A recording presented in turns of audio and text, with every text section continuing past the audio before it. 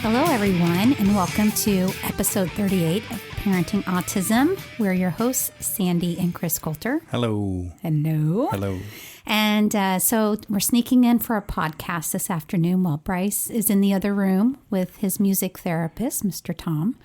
So you may hear some background noises, but we're just here to kind of share a little bit more about our world. If this is your first time finding us, we want to welcome you, and we're so happy that you found us. This podcast is really about sharing our story and our journey with autism with our son, Bryce, who is now 6.5 years old. And today I thought we would talk a little bit about emotions and a little bit more about ABA, which we talked about on our last episode. But there's some things on my mind that I'm feeling a little frustrated. I'm feeling a little... I don't know, a lot of question marks going on in my head, so I thought it'd be a good time to just chat it out together. I hear drums. I hear drums too, so that's why we said there's music therapy real, going right? on here. Yeah. So, go ahead. What's up first? Well, I think probably the freshest thing on my mind might be this ABA situation. Sure. So our last episode, we were talking about our personal experience with ABA and with Bryce, which he's had off and on since he was 2.5, I guess we could say. And so for 4 years, we've been very familiar with it. And there's no doubt that the ABA services and behaviors that he had when he was younger, and what I'm learning to now define as like the first season of autism, which was like age 2 to 5, really. I feel like we're in a whole new season that has begun with age 6 and different behaviors that we're dealing with. And yet in some ways, some of the older behaviors that keep coming back that we're dealing with. So I feel like this particular week, what we've run into is it's almost time to do his evaluation again. And so for the insurance purposes, we have to document Bryce's needs for behavior therapy. So in my mind, it's really clear and obvious that he has behaviors that need help. Yeah. But trying to document that to where it's acceptable to an insurance company to continue to approve our son to get the hours that he needs, to get him the help that he needs, is frustrating because he doesn't perform on demand. That's true. You know? Well, you mentioned something yesterday that is very true, in that some things we're in a routine and we don't even realize that we're in a routine to avoid some problem behaviors, Yes. Like, for instance, turning the light off at night when we go to bed. He does it all the time just because he does it all the time, and we don't realize that it's part of his routine until you interrupt that routine that he's set. And sometimes we don't even know that he's set up a routine like that until it's interrupted. Right. And obviously that's not a good behavior to have in place. And I do think that we've learned where the landmines are, if you want to put it that way. We're aware of a lot of them, so we avoid them because we want to live in a happy, peaceful home. And they are landmines. If you step on the wrong one, it's bad news. It is. It explodes and it's over. And, so we do a good job in our home of avoiding that as much as possible to keep the peace. But then I understand that there is the real world out there. So then you get the, I'm in quotes, encouragement to help get him through these things, or to get rid of these behaviors. And this is where my heart and my emotions are torn as a parent. And to me, that's what we talk about here on this podcast, is the parenting perspective. So let's take specifically, Bryce does stemming, and there's some big proper word that they use for that. What is it? Maladaptive behaviors or something? Yeah, I don't know. Yeah. They call it something. So, but if, I was reminded again today, well, you said that that that doesn't bother you. And if we address it, then we will have to do it all the way and extinguish that behavior. So I'm like, okay, it is true that I said I did not want anyone to squelch Bryce's joy and his excitement. And Bryce's behavior is that he jumps up and down with his hands if he's excited about something. He flaps. And it's not just when he is on his iPad. Right. It's not. It's whenever he's happy. Today, it's when he's happy or excited about something. Today, we went to the playground, which is part of it's a whole other podcast about the social part, which we'll talk about even more. But he accomplished something big today. He was very afraid to go up this rock that you climb up, and he was really determined to get over to this pole, up the rock, over to the pole so he could get down. It took a group of us to give him the courage to get up to the top. And then he did it, and then he reached the pole. When he came down, of course, he's running in circles, and he's jumping up and down, flapping his hands because he's excited. Yeah. I want to squash that. Right. You know what I mean? Like, I don't either. That's my boy, and he's happy. And honestly, if he was 12 years old and he's the way that he is right now, and he's just excited that he accomplished that, right, I wouldn't care if he was doing that. You know what? I think later in life, he'll come to realize that people don't normally do that out in public, and I think he'll have his own way to deal with that. And that's going to be my point right there. If he begins to realize that, then we can work with him on it. Right. But if he's 12 years old and he still doesn't understand that that's not a normal way to do it because that's just the way he's wired, I never want to squelch that joy. I love this boy for who he is, and I love his joy, and I love his excitement, and it's contagious, and it's him expressing that, yay, I did something. And while I understand that the behavior team can get him to convert that to saying, yay, I clap my hands, I'm thinking, well, is that any different when he's 12? Let's just keep using that same age. That, okay, now he's 12 and he's almost 6 foot tall and he just did something because in his mind, I don't know what he's going to be like in 6 years. I guess that's what I'm trying to say is if this is how he's going to be, I don't want to diminish his joy and his excitement. Right. Does that make sense? Well, yeah, we got to take it one day at a time. And right now he's in the phase, and he's always had this flapping ever since he was diagnosed. And it is part of his joy. And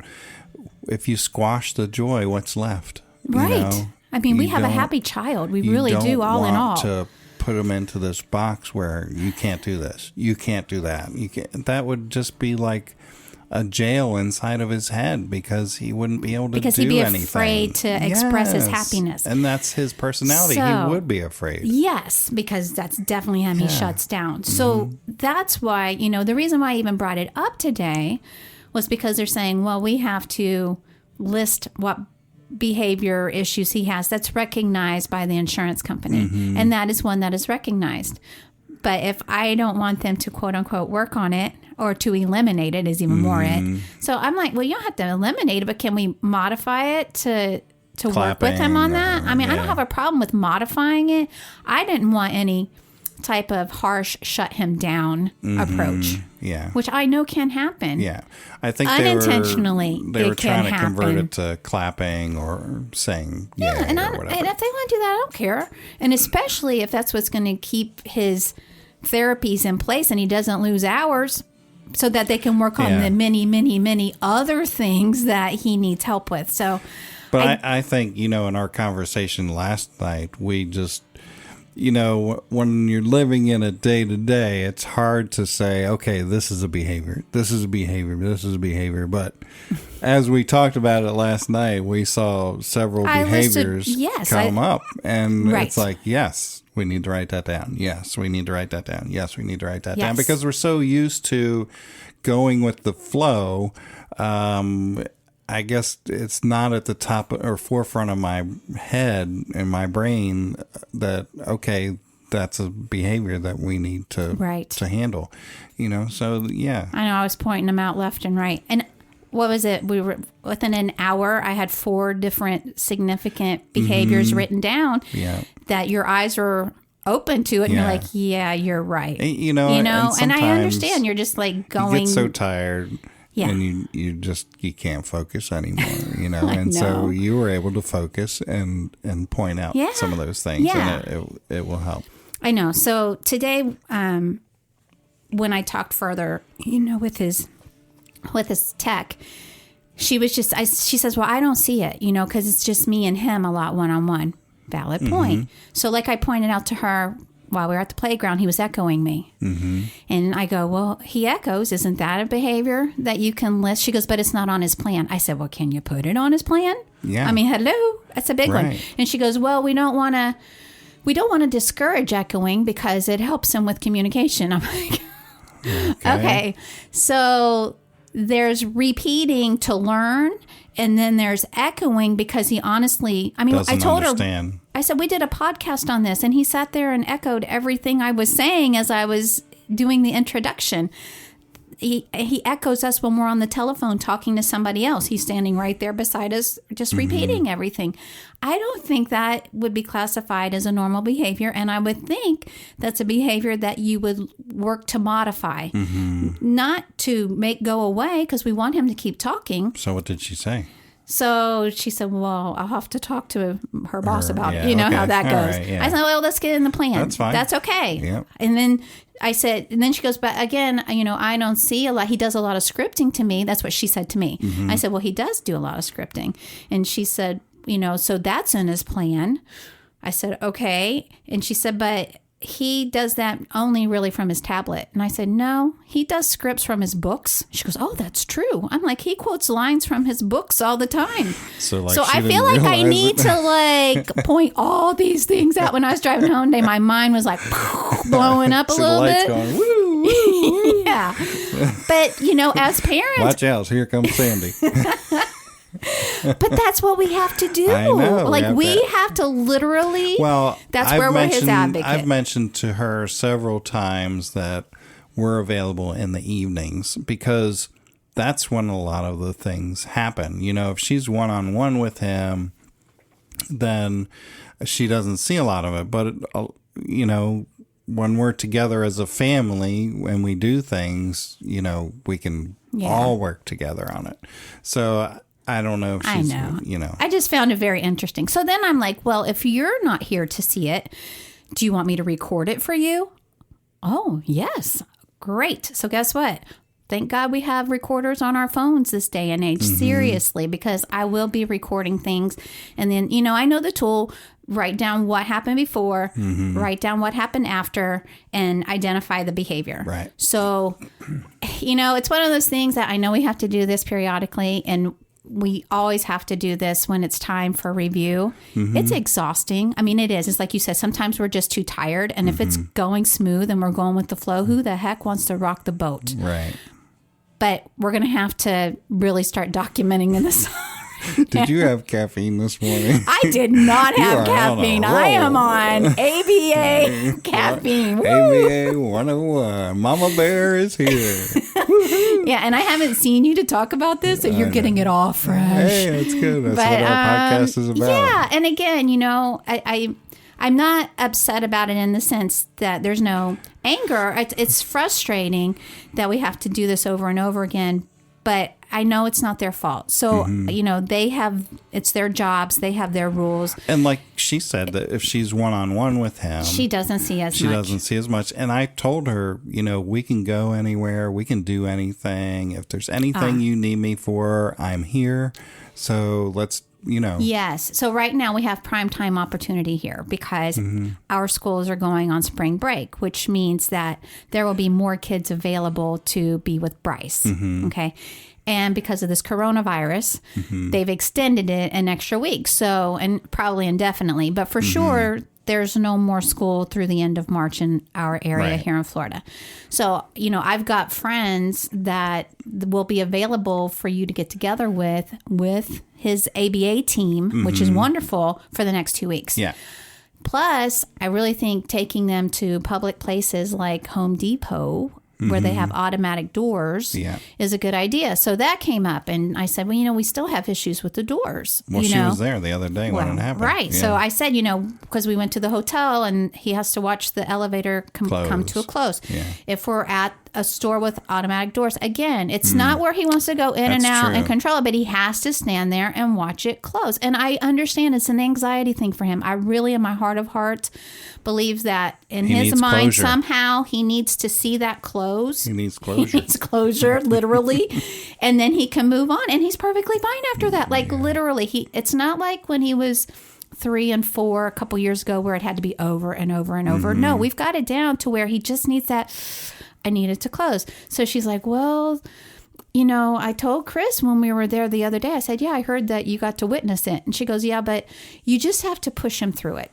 And I'm like, that's so easy to say. Yeah. I said, when he was 3, that was the advice that we got. And I can remember us picking him up and carrying him through the door with his feet kicking, screaming, so we could literally take him to the other side of the door at Target and then calm him and assure him that he was safe, because it was a safety issue. It's so much as that for him. Right. And then he couldn't even give us words at that time.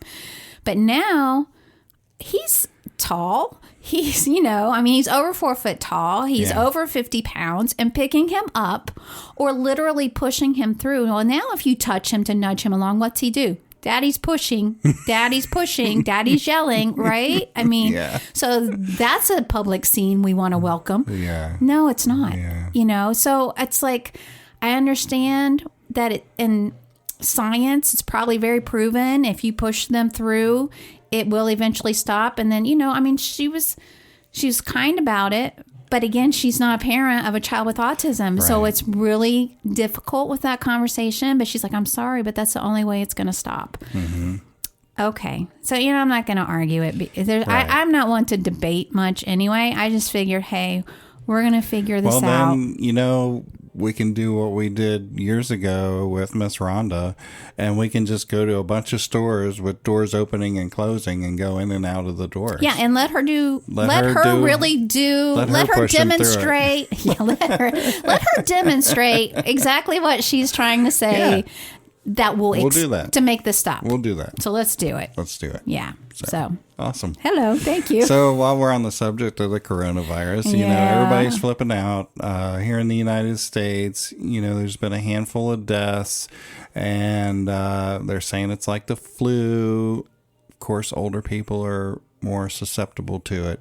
But you know what? We're not scared. People are running to the grocery store and buying up everything, but we're prepared. So I'm not really sweating it like I normally would. You are a little more calm, which I'm grateful for that. And I feel like we're prepared, and I also feel like there's hope from China that their cases are going down. So there is the bell curve. If you will, the curve goes up, you get all the cases, and then the virus goes away and the cases come down.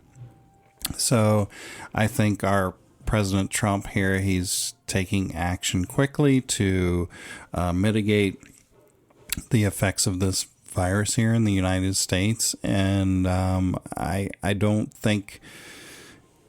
it's hard to tell where it's going to go, but I know that it will probably be a month or two before we're through with it, It's going to be a while, and I don't want to live in a spirit of fear, because I don't think that's healthy for lots of reasons. But it's like we talked about, you have to also be wise. And so, we didn't have a lot of groceries here. We're more of the, hey, what are we having tonight? What are we doing tonight? Let's go pick it up. So we said, hey, let's go just buy some food. It's not like a hurricane, which we're more used to preparing for, where you're going to lose your power, because we're not. So we can stock up the freezer. We can fill up the fridge, and then get some non-perishables just in case. It's not my concern that we're going to get something as much as I'm concerned that the stores are going to start shutting down to protect their employees should they get something, if an outbreak happens right here where we live. Yeah. And that's the reality, that could happen. And with good reason, if there's an break right here where we live. Then stores will start shutting down to protect their employees. And I get that. So I'm coming from that perspective. I mean, we have personally experienced it at my work this week because our company is primarily championship events. So we're in the sport industry selling merchandise throughout the United States, and one by one, and actually it was an avalanche of cancellations, but it was like this state, then that state, then this state, then that state. It started with basketball sports because that's an indoor, and I get it. And once the NBA did, I'm like, oh man, the high schools are going to follow because it's mostly high school and college that we work with. But then even the outdoor sports canceled. And I mean, it's been crazy. So, our business has 100% been impacted. And for the next, it's like our income has just shut off for indefinitely. So that's real. I mean, it's here and it is real. And I work in the accounting division. I'm director of finance. So it's very real for me because I have to deal with how we just lost all our money and dealing with insurance. So it is a very, very real impact. Financially, that and economically, I should say, that is impacting us. I'm not as much concerned that we're going to get ill with it or possibly die. But my parents, I'm very concerned about them because they're definitely in that box. And my dad has respiratory issues. So, we want to protect him. And I've already thought about that. It's like, what if we go visit them unknowingly? We're carrying it, and you can carry it up to 12 days without symptoms. I know. So I kind of want to isolate them. I know. It's what do you do? You just got to use your wisdom and your intuition and pray about that. But so anyway, it's a lot of stuff going on around here. But, I didn't let that stop me from taking Bryce to the playground this morning. No. I'm not going to shut down life, but when we were done, we sanitized his hands and, came home, cleaned up, all that good stuff. So that's kind of how we're dealing with all of that. So thanks for letting me get all that out about the ABA, but last time we talked, I'm still on it just a little bit, but my frustration is relieved. So thanks a lot for letting me get that out. But, so the last time we talked, we were really at that point where Bryce's behaviors were making you nuts. It was that Sunday morning and he was like, just pushing some of the buttons, not intentionally, but, to get your attention in some ways, but some of it was just autism. And we were saying ignore, because again, that's what we're instructed to do. And so, we're talking about that and we're like, we've done this before and it worked. And it did when he was 3 or 4. No, when he was 4, I shared that story and it did work. But now I've learned that he's 6 and we're in a whole new season. And guess what? Ignoring isn't working for Bryce. And a couple of days after we did that podcast, we hit a boiling point and it was not pretty. And we couldn't ignore anymore, so that's the thing about autism, and even us sharing stuff and people are listening. What may work at one point for your child may not work at another point for your child. Right. And what works for one child may not work for another child. It's definitely trial and error, I think, but when something worked for your child before at one age, well, as they develop and they change, that's not going to work anymore. You know what? Bryce was upset that he understood that we were ignoring him. And now he's beginning to express emotions. And that's what I wanted to lead into the emotions because I think all this ties in, right? So so I'll back up just a little bit. A year ago, we went to the TACA conference, which is an autism conference. And a lot of that is about more natural ways for healing. But there was one lady that was a speech pathologist that spoke that really resonated with me. And the one note that I came home with, one of the few that I came home with was, we got to teach him emotions. They're really important to him, for him to learn. And they had a chart and starting with the basic emotions, and then you could build to a broader spectrum of emotions. So fast forward, we really didn't get too far with that. But now that we got the ABA, they've been working on it. So I've noticed now he can verbally express his emotions, and he's beginning to recognize other people's emotions, especially us, and we want to make sure he gets those emotions right. So if he calls us out on something like, you're angry because we said something, we can't say, well, no, we're not. if we were at that moment, because then that will confuse him. Right. We'll be like, okay, we have to own that. I was, but now I'm just sad, or now I'm happy. But we're really trying to confirm when he identifies an emotion, if it's correct or not. And if he's got it wrong, we correct him. But more importantly, we're asking him, how are you feeling? And he's able to tell us. And you also got the calendar with the magnets on the fridge where he does, the day and the temperature and the weather and all of that. And one of those is, what's your emotion? And one day he got time out with the Zoomer and he actually went and changed his emotion. Yes, he did. He changed it from excited to sad. Yeah. Which was a beautiful thing, and we didn't really say anything at that moment. And that was all on his own.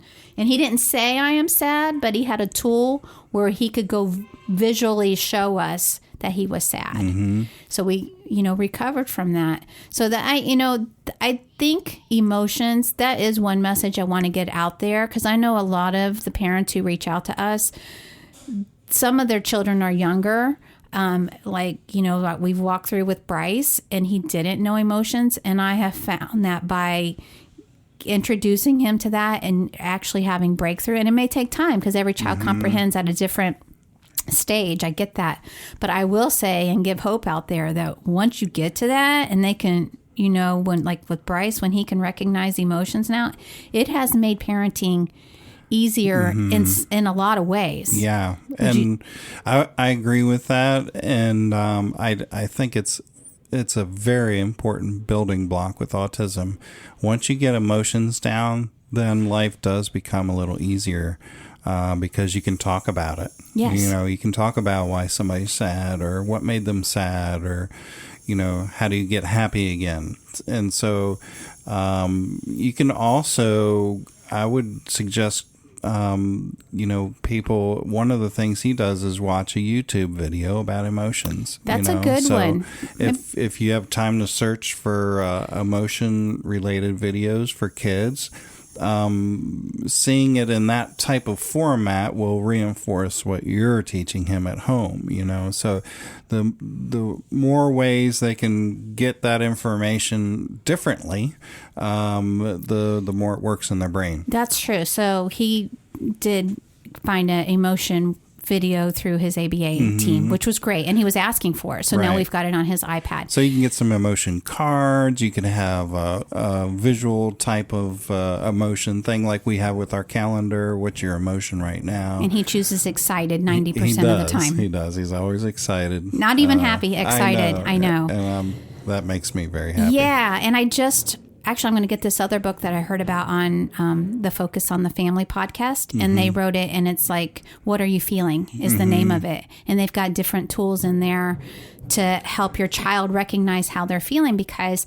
how you feel as a child and how adults respond to that, really, like you just nailed it with building blocks, that will carry into adulthood. Yeah. Because if your feelings aren't and emotions are not validated. Wow, that's a big drum. That drum, yeah. But if your emotions aren't I can't even talk.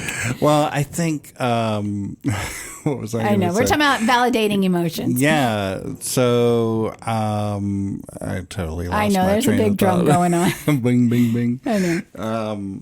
But what I was going to say is that kids on the spectrum, emotions are especially difficult for them to comprehend. Because they don't read emotions. Right. They don't, exactly. The facial expressions. Yeah. And I think one thing we went over before is, you can show a picture of a face of maybe a girl crying, but you also need to add the context of why she's crying. So I remember watching this thing where they zoomed up on her face and she was crying. Well, you automatically think she's sad. But they zoomed out and she was holding a trophy because she just won something. So she was actually happy. Yeah. Happy tears, Yes. So it's... and sometimes people cry because they're angry. Yeah. I mean, tears... You don't know unless you have some context with it. Yeah, so it's just especially difficult for our kids to grasp the concept. So the sooner that you get started on that, the better. Yeah, I have found that to be great. And, I do share stories on here. So Tuesday, I took Bryce to the train museum that we have here locally. And I wrote a blog post about it, actually, and put it on our website. So I won't go into all the details, but there was somebody that spoke to him in a firm tone, and he did not mean to be unkind. He just has this loud, booming voice. And I don't know why he was like telling Bryce to look at him, but it was like, look at me, Bryce, look at me. You know, because Bryce was watching the train, and obviously Bryce doesn't do a lot of eye contact. Right. So when Bryce looks at him, he says, do not touch those buttons, because Bryce was right near a control box, which we didn't even know he was, because Bryce wasn't messing with them. But, you know, the way he said it was very loud, very firm, and making Bryce look him in the eye. Yeah. And then it seemed like he was reprimanding him, but he was really just trying to tell him not to do that, because he's seeing a 6-year-old boy standing on a step stool near a control box. Probably. He was excited. Actually, at that point, I think he was just kind of studying everything. Yeah. But I'm sure a lot of 6-year-old boys would touch the box because they were curious. And Bryce could have been one of them because he likes buttons, but he wasn't. So Bryce couldn't understand why he was being, quote unquote, yelled at, I'm sure, in his mind, when he didn't do anything. But Bryce doesn't say a word because that's our boy. He shuts down. I saw his whole face change. He just stepped down and walked out, not saying a thing to me. Like, I don't know where he would have gone if I hadn't followed him. You know what I mean? Yeah. Like, that's probably where this, elopement comes in, because he was so I can't deal. upset and he did not know how to respond to that man, because he doesn't have that ability right now to say, I wasn't touching anything. Right. You know, like most kids will be like, I wasn't touching it. Right. Not Bryce. It was just like, shut down. Let's go out. And I'm like, where are we going? He goes, let's go mommy's car. So, you know, and then I knew what happened. So then I just got down on his level and I said, can you tell me how you feel right now? He goes, I'm sad. You know, and that's what I wanted him to verbalize, that emotion. And that's so important. So I said, I understand why you're sad. I said, and how was that man? He was angry. Okay. So he wasn't angry at you. He was just talking loud, you know, so I just tried to affirm that. So then I got another volunteer wearing the same shirt, hoping he would somehow associate that this man is telling you, you did nothing wrong. And that guy was a gem. And he came out and, you know, he took that time with Bryce, and he actually got him to hold his hand and go back in. And then within a few minutes, Bryce had that trust again, and he was excited. The joy was back. We stayed for an hour and we're good. But had he not be able to express emotions, had I not been in tune to know what to do, he may not have gone back to a train museum at all. Not just that one, but all of them. If at that point he didn't know what sad was or what sad meant, that could have been a serious meltdown. That could have been who knows what, but he was able to process that in his head, that he was sad and that he wanted to leave. And so I believe that that's a big difference there. I do too. And that's why I really wanted to share that, because it's those key moments and those key tools and growth, you know, that we have now, that's helping us on this parenting journey. So awesome. Yeah. When you first told me about that story, I was very thankful that you got that turned around with him and you were able to go back, because when you were first telling me that, the first part of the story, I'm like, oh no, he's not going to be able to go back there, because he's going to be devastated. He wouldn't have. Which happens a lot to kids on the spectrum. If they have a really negative experience with something, it will be like pulling teeth to get to them to go back there and experience that again, because that's what they're thinking. Yeah. So let's give an example for that with Bryce. It was a couple years ago now, a year and a half ago. At our church, they have like a chapel where all the kids come in, and we have a large church, so there's a lot of kids. And Bryce has a lady, Miss Debbie, who is his assigned buddy every week. So she takes him in, gives him his space, but makes sure that he's okay. And if he needs to leave, she can take him out, that sort of thing, which is fabulous. She was not there that particular Sunday. And they pulled in a volunteer that is not in the buddy group. Right. So he wasn't trained to, or, he didn't understand how to work with a child who's on the spectrum. Yeah. And later all of this came about that there was an issue because Bryce didn't say anything that day. Nope. But the next Sunday he did not want to go. He did not want to go to church. And we could not figure out why. And all he would tell us was square. He could say the word square. And it had to do with washing his hands. I can't remember what the term was, but he could only give us 2 words. Yeah. So we knew that they had square rugs. Yeah. So, we were trying to figure it out. And of course, we're talking to the people that are at the church that are in the ministry. And we're like, they're trying. What these are our clues. Yeah. What did y'all do? We need to know. We got to figure this out. Well, for 1 year, he would not go back into that room because of whatever happened. And we kind of figured it out.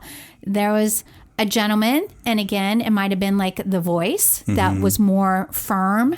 Bryce does not respond well if somebody talks firmly. On the carpet. I think they forced him to sit on the square carpet that he wasn't comfortable doing, and Miss Debbie always let him sit in the back of the room because it's very loud in there, and in and among all the kids is too much for him. Yeah. So I think he got forced to sit on the square carpet, and at that time he was wanting to wash his hands over and over and over again, and so we were telling him he couldn't. Oh, it was squirts. That's what it was, because we told him he could only have 1 squirt for soap, and I bet you he was doing multiple. So he kept saying square and squirts, and we're like, square and squirts. What in the world does this mean? And you won't go back to church, right? Yeah. But I believe he was probably doing too many squirts on his hand, and somebody said, stop. That's enough. He hates those words. That's enough, man. That's a trigger. We ought to do that in front of Miss Melanie. So anyway, she'll see a behavior when you say that's enough. But anyway. You're on fire. I am. But for 1 year, he would not go back. Yeah. And then finally, this past summer, the lady in charge of it that time, she goes, okay, I think if we're going to try to get him back in there, this is the window because we're in between age groups right now. So all of the kindergartners just moved out. So it'll be a smaller crowd. And we didn't call it chapel. We started calling it Clubhouse. And by changing the name and by, taking him back, starting the experience over again, now he loves to go to Clubhouse. Yeah. But it took a year. It took a year. And that's what we're trying to say is, with Bryce, and I can't speak for all kids, but it's probably, y'all are probably relating out there a little bit. For him, he may not tell you that something's bothering him, or he's not able to tell you why something's bothering him, but he's not going to forget it, and he's not going to go back to that place unless he feels safe again. Yeah, and if you try it, there's going to be a behavior. But being able to get more words, being able to get how he's feeling has made a world of difference. So you said the word Clubhouse, and it automatically made me think of Mickey Mouse. So Bryce watched Mickey Mouse at an early age, and he was, half interested, in, half out. But not like typical kids where they're in love with Mickey Mouse. So fast forward to age 6 now. I don't even know why it came back on the TV. I know we had episodes saved on there, but he had not watched it in a long time. And so for whatever reason, he watched an episode, and now he's starting to understand what they're saying, and what shapes and numbers and toodles. And, it's so cute. So he is just really, what's the word? He's just really into it right now. He's engaged. He's answering Mickey's questions. Yes. And he actually will come in and get me and you to take our hand and go back and watch certain scenes. And he wants to explain to us what's happening. So it's very great. It's kind of like for us, we're seeing a timeline. So like Mickey is a particular timeline. Okay, 2 years ago, we did Mickey birthday parties. We've taken him to Disney. He could recognize Mickey and some of his friends. Right, and there were a couple of episodes he had memorized, but he wasn't engaged and participating. And now when he watches the hide and seek one, which used to be one of his 3 favorites, he knows what they're doing now. And he knows that Donald's hiding from Mickey. And then he's calling out where Donald hide is. And seek, right? He's so engaged now. And not also, just himself, like with us, which is cool too. He's also has a renewed interest in Paw Patrol. So I'm very excited. So he's learning now with these TV shows. So it's a great, it's another learning opportunity. It's a learning opportunity, and it's also a social opportunity. It is, because he sees them interacting. Yes, and it's a social opportunity for him to interact with other kids, because if he likes the same things that they like,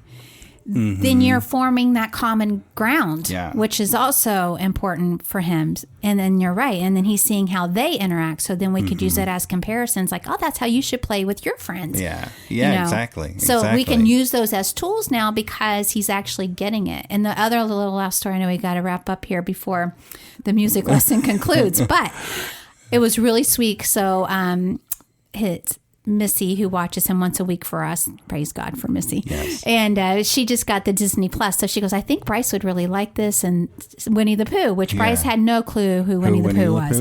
So we put it on, and Pooh Bear was holding the big balloon, and it took him up in the air. Up to the tree with the bees. Up to the tree. So Bryce was so, he was jumping up and down, so excited watching it. And then he'd run back to the couch with you and cuddle in. I mean, he was so engaged. Yes. I was surprised how engaged he was. But it was so sweet when it was done and the balloon ran out of air and he went down. Then Bryce stood up and goes, Daddy, go to the store. Bryce needs a balloon. I need a balloon. Bryce needs a balloon. It was so cute. I'm like, do you think you're going to go up in the sky? Yes. I'm like, yeah. Okay. Only bears go up with balloons, not boys. You're too heavy. Yeah. We're telling him all these reasons why. But he kept asking for the balloon. It was super cute. Yeah. So it's exciting to see him excited about these things that are becoming new again. It is. I mean, we have a lot of work to do with him, obviously. That's why this episode began with all my frustrations, because we want to get him all the help that he needs, and he's doing so well. I don't want to lose what's happening, because we're seeing these positive things that are happening, and I know it's because we have all of these things going on for him. So we're going to record these. We're going to write these behaviors down. And for anybody listening, we do have an ABC chart on our website, parentingautismshow.com, that you can go into resources. So if you're dealing with a specific behavior, there's a chart on there where you write down before, during, and after what happens with the behavior. And then there's another sheet in there. It starts with a Q. And that helps you understand why the behavior occurred, whether it was for attention or some other type of need. So I encourage you guys to go on there and download those free resources. And so once we get these behaviors logged, we're going to have a meeting with the BCBA, and we're going to figure out how we can tackle them. It is. I think on this journey, there's times where you can just kind of be an autopilot. And those are the nice days. Like you're in your own home, everything's going smooth, or you're in familiar places like mom and dad's, or, other places that he knows, and all his therapists. That's pretty much our day. But every now and then we have to step out to a place like the Train Museum or a Home Depot, or some place where we're around people who don't know Bryce and don't know his story and how he thinks and stuff. And, that's when it gets a little dicey. But we have to learn to work through this. And there's times where we have to just, address what we're going through and work as a team. And that's what we'll keep doing. Awesome. Well, that concludes episode 38. And we just want to make a shout out to all of our listeners that, we really appreciate you tuning in and spending your time with us. And we know how valuable time is. And we went to a PodFest conference this past weekend, and we learned that our podcast is in the top 30% of the 1 million podcasts that are out there. So thank you. We're in the top 30 of the listeners. And that's because of the listeners, and we thank them. Yeah, it's pretty neat. So, and with that, we'll end here on episode 38, and we'll be back for another one soon. We will. Talk to you later. Bye. Bye.